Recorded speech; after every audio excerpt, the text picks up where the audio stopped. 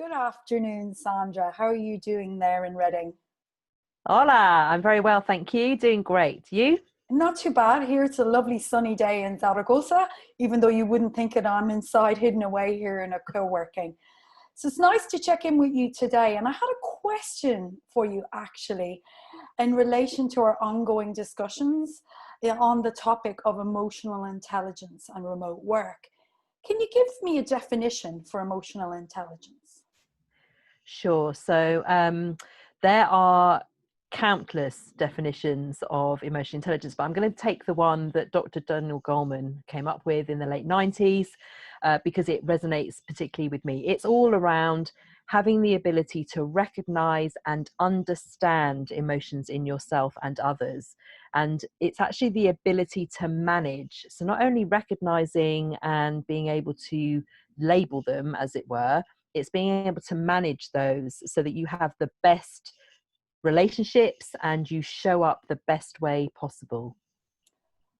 Fascinating. And in terms of our work together and connecting these two areas of emotional intelligence and particularly established remote work, as a long-term remote worker, I would hypothesize that I have the ability potentially and the space physically, particularly if we look here today where I'm sitting, where I have some time to notice and observe my emotions, perhaps more so than other workers who are sitting around with colleagues around them. Would you comment on that? I think it's true. I think that your environment that you're in, uh, people around you, the kind of stimulus around you will influence your not only your ability, but the time you have to kind of go deep and understand really what you're feeling. So I can imagine that that would be beneficial for you in the environment that you're in. Yeah, absolutely.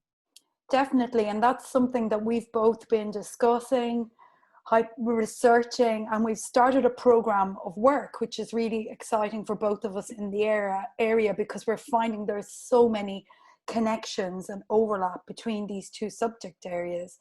And actually recently we recorded a webinar, a full hour-long webinar on the two topics and how they are connected. So we'll share that in the comments with this video.